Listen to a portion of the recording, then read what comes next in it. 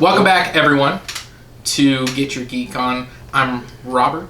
That's Aaron. I am. We're here to talk about WandaVision, not WandaVision. No, WandaVision, the new Disney Plus show from Marvel. This is going to be a spoiler episode.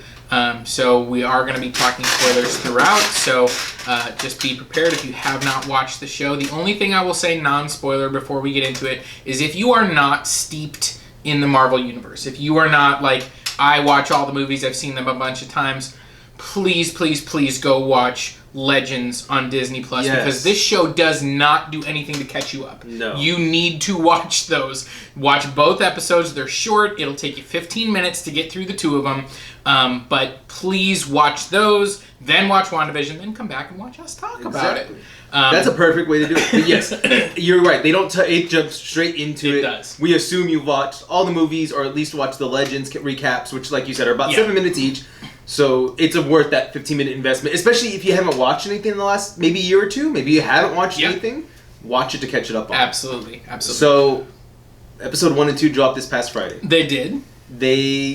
What do you want to start on? Because there's just a lot here. Yeah. So I mean, obviously, we knew that this show was going to be kind of paying homage to sitcoms and moving through, kind of generations of TV, and so we see that. Right away, the first episode is very reminiscent of 50s TV shows. You've got, Dick Van Dyke, Bewitched, you said? Well, that's kind of episode 2, yeah. Okay, so you're right. Dick Van Dyke and a little bit of, like, I Love Lucy. Yes, Lucille Ball. That kind of, like, screwy, messed up kind of scenarios, deadpan one-liners. And I will say that the acting is different. This episode 1 was filmed in front of a live studio audience. Really? Marvel made that choice, and so you can even see with the special effects, they're 50s style special effects. So, like the floating plates are like on strings. Yeah, like it's very clear what they're trying to do. The acting style is very clear what they're trying to do, and I will just say before we get into anything else, especially Elizabeth Olsen and Paul Bettany, but really all the actors, I mean, they're nailing it. I grew up on this stuff. I grew up on Nick at Night and watching, these old TV shows. I mean, like The Honeymooners, which is a 50s show that this one's not really referencing much. Like, that's a different style. But, like, that is the show I grew up on. My dad had all of those on VHS. We would watch at least once or twice a week. We would watch multiple episodes. Yeah. And so, I grew up on like 50s and 60s TV shows, Leave It to Beaver, the Andy Griffith Show. Well, that's like later. 80s and 90s. Yeah, wait, there, but but yeah, I grew up on a lot of that really old stuff, and so this episode really hit home for me. Yeah. Where I was like, okay, this feels like an episode of a 50s show with a little bit of a modern twist. And obviously some dark undertones. Yeah. What about you getting into the kind of aesthetic of the TV show? How did that work for you? So it's funny you say that. So my kiddo's 11, about to be 11, and it went over her head a lot of the stuff because she didn't grow up on it. I was like you. My mom watched I Love Lucy, Dick Van Dyke, Bewitched, I Dream of Jeannie, all this stuff. And in the first episode, the house itself is the Dick Van Dyke Show. Yeah. And the gimmick of him always tripping over the chair comes up, and Vision he's about to trip, he and he's like, phases I'm going to phase through it instead. Right, yeah. And it's like, oh my gosh, that's Dick Van Dyke. Yeah. And there's so many one-liners, and because you mentioned that, I want to talk about it. There's that moment where his boss says, "You're very dense, aren't you?" Which is just like, it's a great moment of like, you're not getting this, you're dumb, but it's also just a meta moment of that's kind of what Vision does. He changes his density to pass through, or even looking back at a movie like Civil War when Wanda pushes him down into the core of the earth. What she actually does is she changes his density so that he's so much heavier, and that's what pushes him down. Exactly.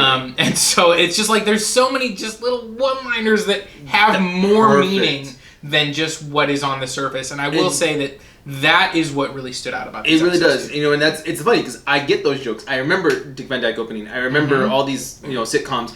And my kiddo's just like, why is that funny? It's because you haven't, and it's like I realized she hasn't seen any of this stuff.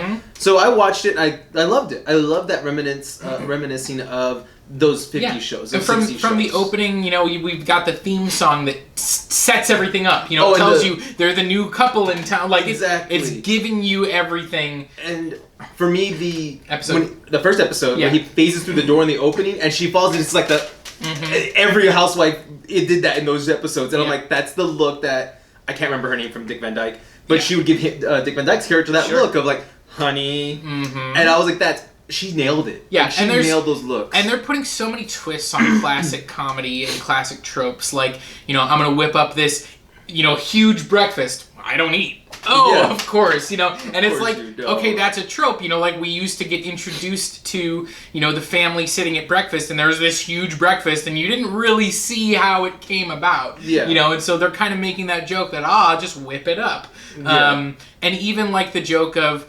Vision working at computational services and not knowing what they do. I mean, how many of those old shows, it's like, wait, what does the husband actually do? Like, what is his job? And so, like, even on top of the fact that this is, we don't know if Wanda has constructed this reality or if someone has constructed it and placed her in it. She does have some sort of control, which we see in episode 2, that she has a little bit of control over it, but we don't know if she constructed it all or if someone else is doing that. Yeah. But it's clear that the big picture stuff is there, but a lot of the details aren't worked out. Exactly. They don't know everything. He doesn't know what his job is. Nobody else can explain what his job is. Yeah, and I love how they comment. He's like, we do numbers.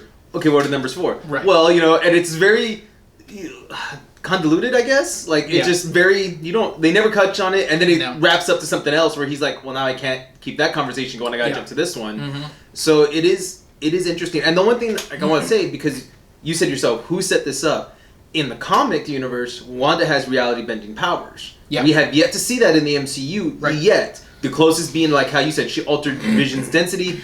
But is that really reality bending, or is it more that she can just mess with his circuitry and drop them through the core of the earth? So it's interesting, and I hope it is those reality bending powers, because she does have those. She is one of the most dangerous mutants in the comic universe, so I would love to finally see that get played out. Yeah, and obviously, I mean, we get the another one of the classic tropes of the confusion over, what does that heart mean on the calendar? Oh yeah, that sets up the whole joke for this show. And their first interaction where they're kind of like, like even, Paul Bettany going, well, of course I haven't forgotten. I'm incapable of forgetting. That whole, like, it was just... I loved it. It was very, like, on the nose for 50s, but also updated. You got all of that. I will say, again, I already touched on it once, but the dialogue in this show is very pointed. Yes. And really the first bit of dialogue that we get is when Vision walks into the kitchen and she hits him over the head with the plate, and he's like, oh, my wife and her flying saucers, my husband and his indestructible head. Well, think back to Infinity War.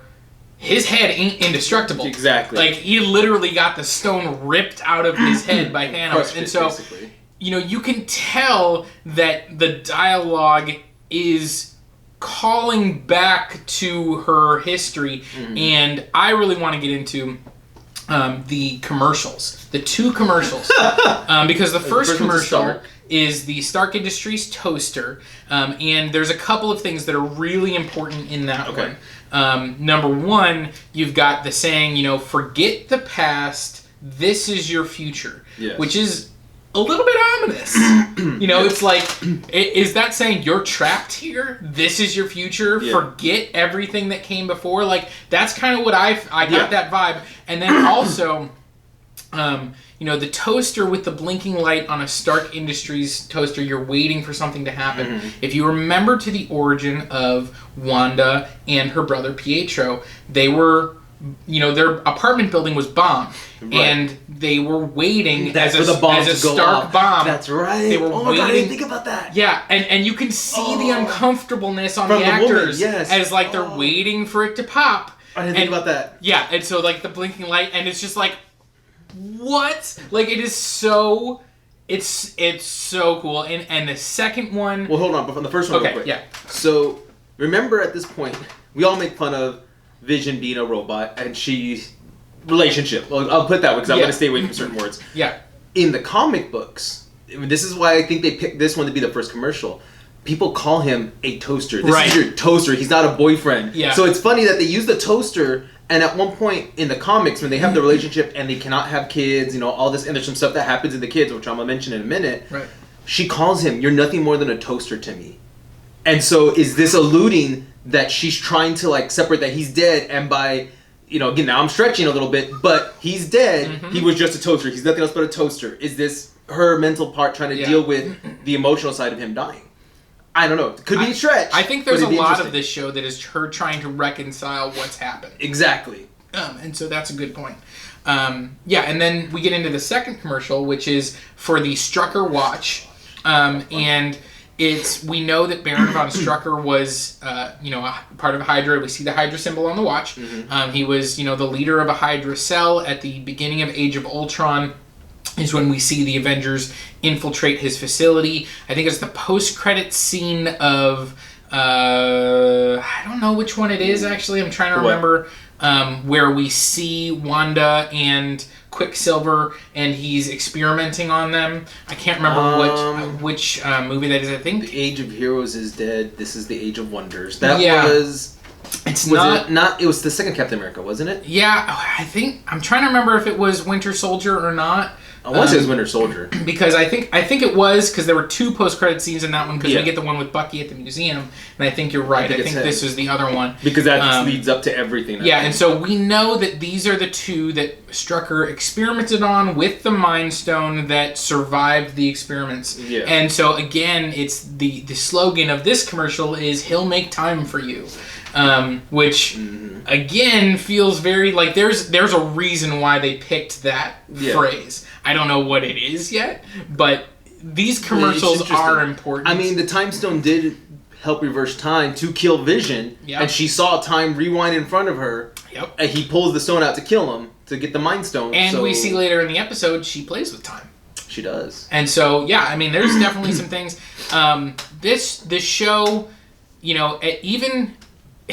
Like this is again brilliant. It's in black and white for almost all of these two episodes. All but the last scene in the first episode. And you get the aspect ratio is different. It's not widescreen except at very specific moments. It goes widescreen when the reality kind of breaks. Yes. That's when it goes widescreen. Of course, at the end of the first episode, there's that really uncomfortable moment where he's choking, and it's just like, stop it, and everybody's just staring. Yeah, it's really, and you can tell like there's something that's breaking.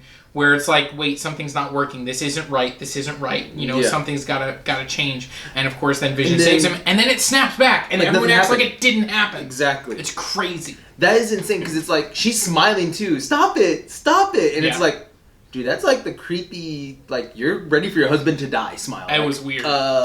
Really uncomfortable. Yeah. But I do like the very last scene of the episode. We pull back from reality, and somebody's monitoring her, and we see the book close from the notes with the sword symbol on it. So we know how somehow Sword's involved. Yep. Possibly Shield, because Sword and Shield do work together. Correct. And it also means possibly Nick Fury's involved, since he runs both of them right now in the movie universe. That is. So. Is Sword watching her, or is Sword trying to help her to come out of it? We don't know yet. Yeah, we don't know. We don't know what side they're on. And, again, the first episode, I think I liked the first episode a little bit better than the second episode. Ooh, I'm opposite. Just because I think I really connected to that 50s style show. Right. And the tropes that they were playing with. Whereas in the second episode, I thought...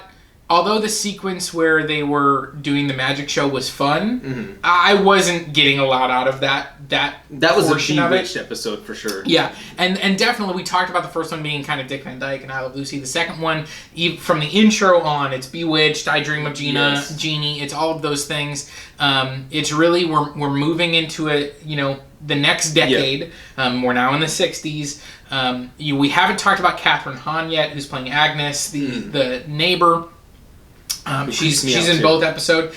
Yeah, and I think what we're going to find out is that it seems like all of the supporting characters that we're getting in this are going to come down on one side or the other. Yeah, like Shield or Sword, they're going to be either villains or they're going to be trying to help her out. Yeah. And we don't know which is which, but I mean, I'm saying the boss and his wife. I think Vision's, the people he meets with up at the library and that he works with, the neighbor, Dottie. I think all of these people are in on it somehow. Yeah.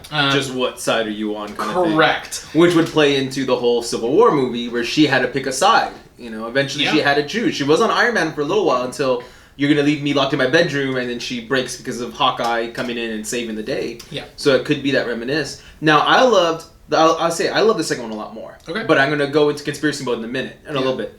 But I loved how we get that thundering sound. Mm-hmm. And I did like that we have the separation of beds, because in the 60s and stuff, no, you didn't sleep in the same bed as a couple. Well, yeah, I mean, that didn't happen until, I think, the first live screen was either in the 70s or 80s where they showed a couple sharing a bed. The actual first TV couple to share a bed, the Flintstones. Really? I never knew that. Yeah, Fred and Wilma. Interesting.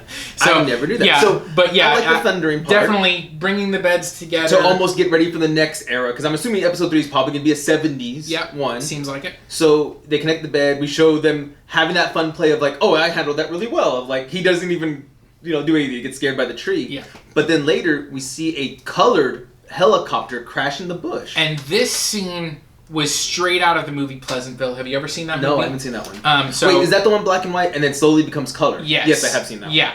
And so, like, that kind of putting a color object in a black and white world, it is very, like, it pops. Oh my god, it looked beautiful. And, I'll say that. Again, what are we playing with here? It was a helicopter with a sword symbol on it. But with, like, Tony's colors. And so, a question that I have is, again, is what is trying to break into this reality? Yeah. What is trying to, and maybe did she somehow bring down an actual helicopter, but she's manifesting it in this reality as a little toy? Yeah. And it's breaking, we don't know what's happening on the outside. And so, yeah, that was really interesting. Then, again, you get that pointed commentary from Agnes. Oh, look, it's the star of the show. And she's like, what are you talking about? And then it's, I've got my little bunny here. He's going to be the star of the show. Like, so stupid setup, but I loved it. Well, and again, I think it's for the dialogue because we're watching and we know that Wanda, as much as, Elizabeth Olsen is the star of WandaVision, Wanda is the star of this show that she's concocted in her head. Yeah. Or someone else has concocted for her. And so, again, it's just very pointed. And you're right, it really is. But I love how in the same concept she doesn't mention the helicopter. Like, oh, you're holding a toy helicopter. That's colored. Well, she drops it. I think she drops it in the bushes. You're telling me she didn't see it? I'm not saying she didn't see it. I'm saying that there's a plausibility. Plausible deniability. I think she is going to be a villain. I think that character's set up to be the villain. Yeah, I think there's a lot of speculation that she's going to be Agatha Harkness from the comics, who at different points has trained the Scarlet Witch and then also been a villain to her. Yeah. So there's a possibility that, she could almost do like the Baron Mordo, where it's like, I am on your side, I'm helping you, but, it's somehow ultimately I'm going to, kind of come back and be a little bit more villainous. It'll be certainly possible. It will be interesting. So this one, like you said, it all plays up into the magic show. And it also plays up now how she needs to be the perfect housewife. Mm-hmm. You need to meet this woman. She's like in charge of everything, the PTA, these little meetups, and how Agatha is kind of like, oh, and then they see her, hi, a very, again, that 60s feel of, this is the head woman of this neighborhood, I'll say, and you need to, follow her lead kind of thing. And once again, you get Wanda kind of pushing back on the, be that, by saying, well, can't I just be myself? Mm-hmm. Kind of thing. Even from the outfit she's wearing, it's not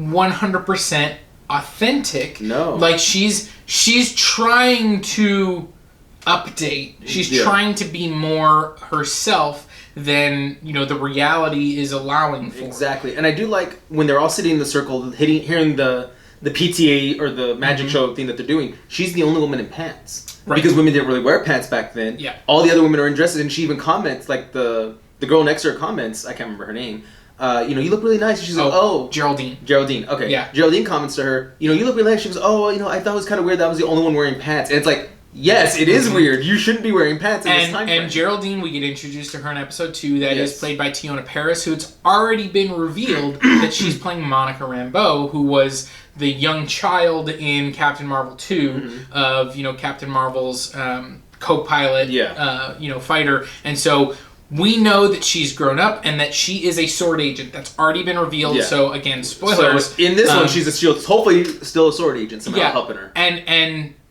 I think it's important that she didn't show up until episode 2. Agreed. Because I think that she's new to this reality. Mm-hmm. She's just come in. By the time we get to episode 2, she also comments she doesn't know what she's doing there. So I feel like whatever this reality is, she's found a way in. But again, it's messed with her memory. It's messed with, because we see that that's a very common thing in this, is that nobody seems to remember everything. And I want to comment on this, and I think this is another play on the 60s. You didn't really have a strong female minority character, too. And she's already kind of coming in like that. I don't know, I'm here, but she wouldn't be part of that circle either. So I think that does also play with...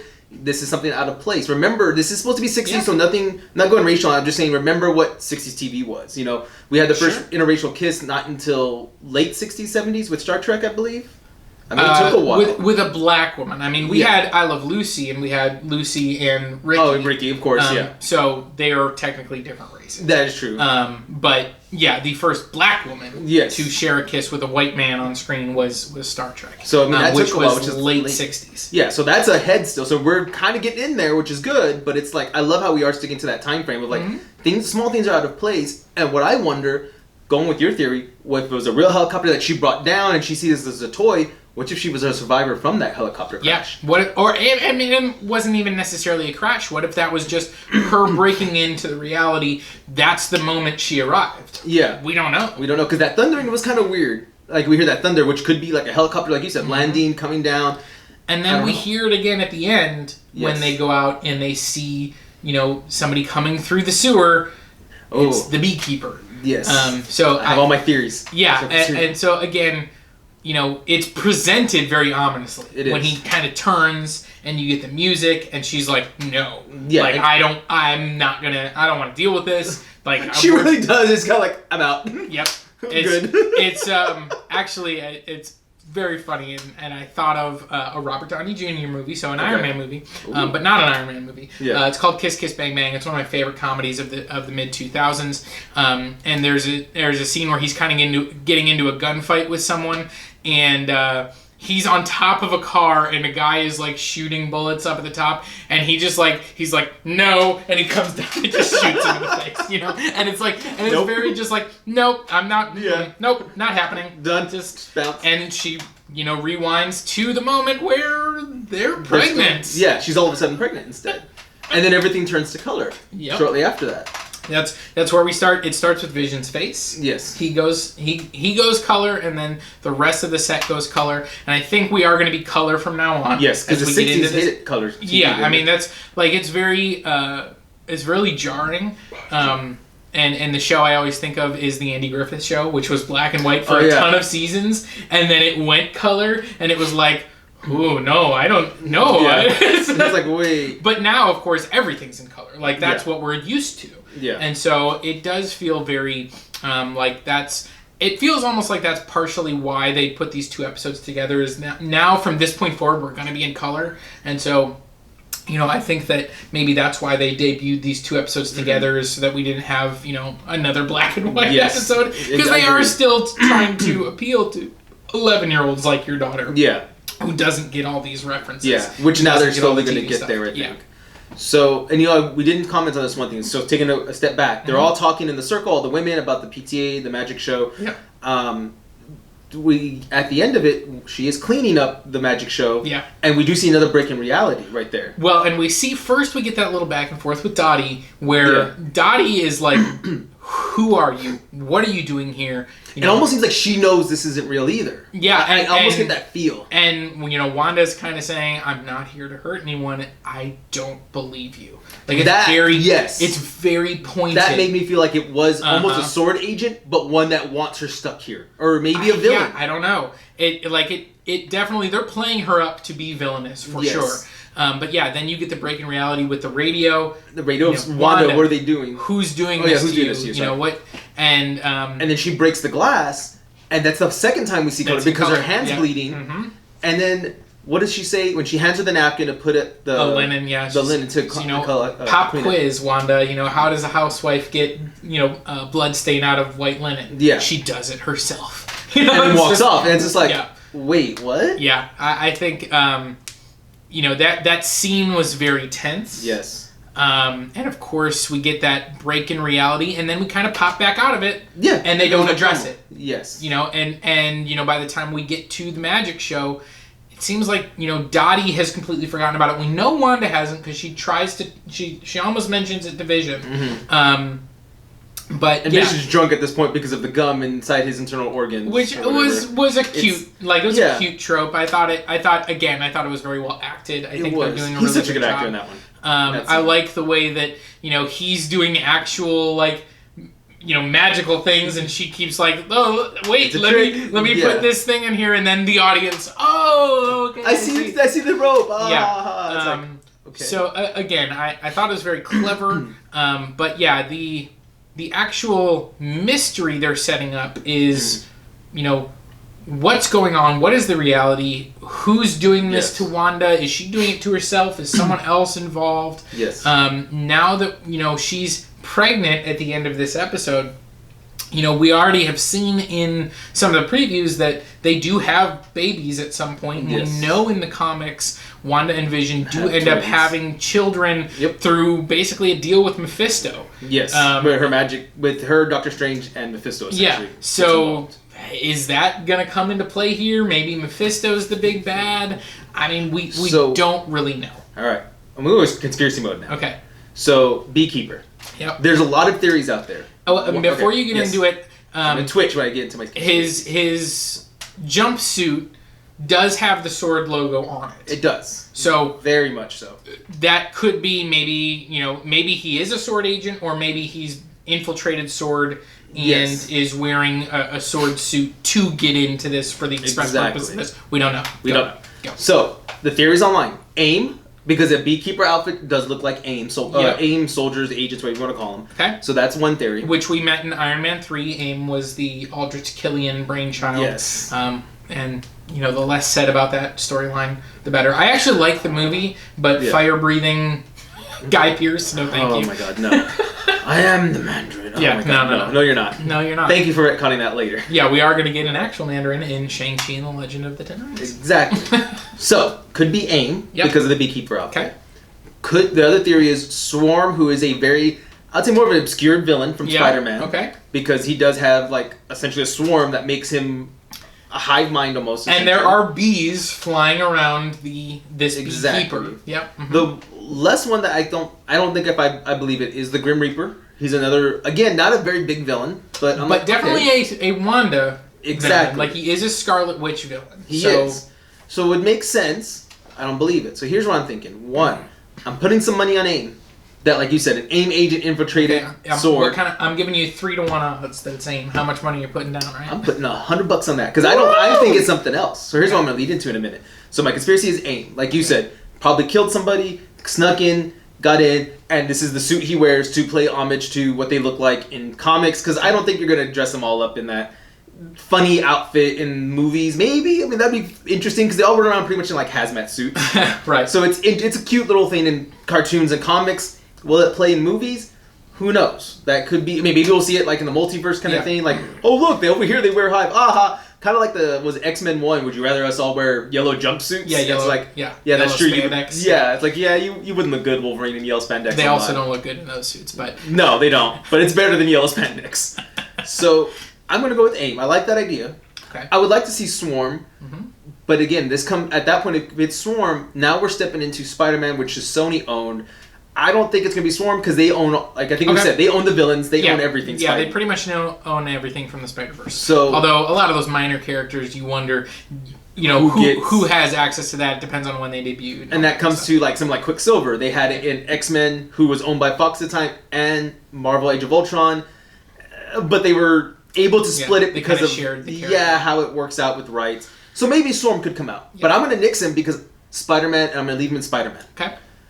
Grim Reaper, I don't think so. He didn't look nothing on him screamed Grim Reaper. We don't see the little axe hand or whatever. Right. So I'm gonna scratch him. Here's who I am gonna say. Okay. And no one said it yet that I could see. Mephisto. I'm gonna put some money on Mephisto. Now here's why. Like we said, Mephisto is involved in the magic that is to make the babies. And this is directly on the heels of them observing that she's pregnant. Yes. So this is like, it feels like this is tied in exactly to that reality-breaking moment. Yes. So I think it was Mephisto coming up, putting his magic, because Mephisto, in the comics, Wanda goes with Doctor Strange. They create these babies so she can get pregnant by Vision. But the magic comes from a demon. It comes from Mephisto. Right. Shortly after the children are born, Mephisto steals the children to gain the power back. Yep. But now he has some power from Wanda and Doctor Strange to become more powerful, and it sends her spiraling into madness. Wait, so the deal with the devil, like he tricked her? No. He doesn't trick anybody. Oh, okay. He's just like, hey, I'm going to do this. Yeah. I'm upfront with it. Sure. You just don't listen. Yeah, exactly. It's all in the contract. It's in the contract. You should have read the fine print. Right. It's not just the fine print. Rumpelstiltskin. Exactly. Know, like, yeah, okay. The third fine print around the clause. Santa Claus. Anyway. So, but I'm thinking Mephisto. I think this is a version of him. Okay. Because he comes up from underneath, which is hell. Yeah, okay. Comes up. I see that. Very, like you said, ominous. I don't get ominous from, AIM agents. They're just in the way, essentially. They're cannon fodder, let's face it. Yeah. I mean, obviously, when we find out who's in the suit, it's going to be a reveal. Because they did not tell us in this one. He's shrouded in darkness. Exactly. You know it's a humanoid, that's all you know. And we get Yeah. Rewind. And because, that's the other thing. Her power is the only one that could probably mess with Mephisto's magic. They could probably she could hold her own probably against Mephisto for a little while. Yeah. Maybe beat him, maybe not. But that's why I'm thinking Mephisto. I really think someone like him, maybe not Mephisto, but I'm going to say a demon from hell. It could be the ancient one who's down there, but not ancient one, the old one. There's someone who is more powerful than Mephisto down there. I forgot his name. Yep. But he's essentially like the ruler of hell. Okay. And there's other demons we've seen down there. We have where Ghost Rider's powers come from and stuff like that. So I'm thinking it's more Mephisto because of the fact that the magic is getting involved. He does give her those powers because he wants that magic back.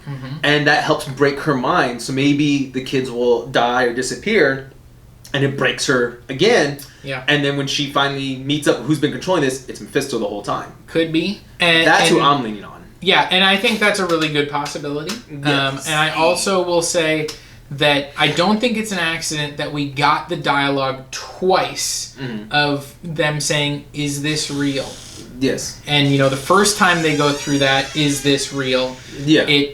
That's when they step outside. That's when reality breaks. They step outside and see the beekeeper, and she's like, "No." Nope. We go back, and it's, "Is this real?" "Yes, this is real." Exactly. And that's when again reality breaks, but instead of it being a villain coming through, that's when color comes in. And so it's one of those things where you look at it and you're like, okay. See, the other reason I think Mephisto too is there's a lot of red in all of this. The helicopter was red. The blood is red. Yep. When it first comes out, what's the first thing we start seeing? Her red outfit. Yeah, well, Vision's face, which has red in it. Yeah. And then, the aesthetic is definitely red. Yeah. It also fits, that 60s, 70s time frame, and I think that's where we're going. Yeah. And so, I think that this show has done a lot of work to, kind of establish what's happening, but also not tell you what's happening. I will say that as an MCU property, and I think I said this to you off camera, I was left at the end kind of like, I wanted more because I'm so used to getting a full story from Marvel. I think that maybe this threw me off because I was like, I feel like I don't know anything. I have a lot of theories and I have a lot of like, okay, this could be where it's headed. We think we know who this character is. We think we know what's happening, but I don't have any answers. And it feels weird to stop watching something from Marvel and go, I don't have any answers. That is odd on this one. I'll give you that. So I don't know if this show is going to end up being like a perfect binge watch or if it's going to set up to be very good week to week. Yeah. I don't know. I mean, we're going to find out because we are going to be getting new episodes. I think most of them are going to fit into this 20 to 30 minute time frame. Yeah. Again, kind of that sitcom episode. I'm expecting at least, next week I think we'll get the 70s episode. The week after that we'll get the 80s. I don't know if we're going to stick in the sitcom land. Like, are we going to get a 90s sitcom, or is that the part where it's going to start breaking into, more of like... here's what's going on. Yeah, and so I don't know exactly, but I think we are definitely going to get the next two, Brady Bunch kind of for the 70s. Yeah. And then as we get into the 80s, you've got a little bit more of... some of those other 80s tropes, I will say, that'll come in, whether it's I'm blanking Wonder on, Years. Yeah, Leave It to Beaver in the 80s? No, that was back in like the 50s and 60s. Okay. But yeah, I think we are going to be kind of progressing forward. We've seen obviously some of the promotional footage, where she has kind of like the very 70s hairstyle, really long. We know that there's a point where they're in their comic accurate costumes and it looks like it's for Halloween. At this point in the universe, we're in August. The date on that calendar is August 23rd, which the significance of that we don't really know. The only thing that I saw when I looked into it was, here in America, we write that date as 8/23, but in most of the world, they write day first and then month, so they would write it as 23/8. So 238? 238, the Avengers issue 238 is one where Vision is having to be rebooted, and actually Monica Rambeau is on the cover alongside Vision, so it could be a reference to that issue, and why not? Marvel sometimes does those things where they'll just, it's just a fun Easter egg. It doesn't have anything to do with the actual story or anything like that.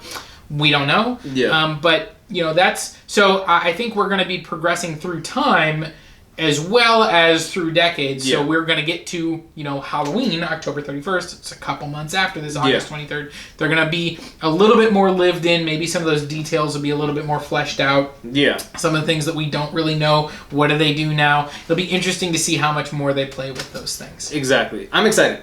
I want to know where it's going to go. It's a really interesting first couple episodes. And I'm definitely looking forward to more of this. This show... It looked wacky. It's been wacky. It is a very weird show, and we're going to see what comes next. I will say the one thing I'm most looking forward to, and I don't know if they're going to do it, is I want Quicksilver back. I do. I want Pietro Maximoff to make his return, and so fingers crossed that happens. I am. I'm excited. So let us know what you think below. What did we miss, if anything? If there's any Easter eggs you want to talk about, let us know. Yeah. Because I'm curious. We didn't hit everything. No, we didn't. We didn't try to. I didn't want to because I want to go into conspiracies. I want to see who's going to come out. And who do you think Beekeeper is? Yeah. Could I be wrong? Could it not be Mephisto? Is it Grim Reaper? Agent? Who knows? Maybe it is Swarm. Let us know what you think too below. We're going to do these every week, so let us know what you think. And for Robert and myself, stay geeky, guys, and get your geek on.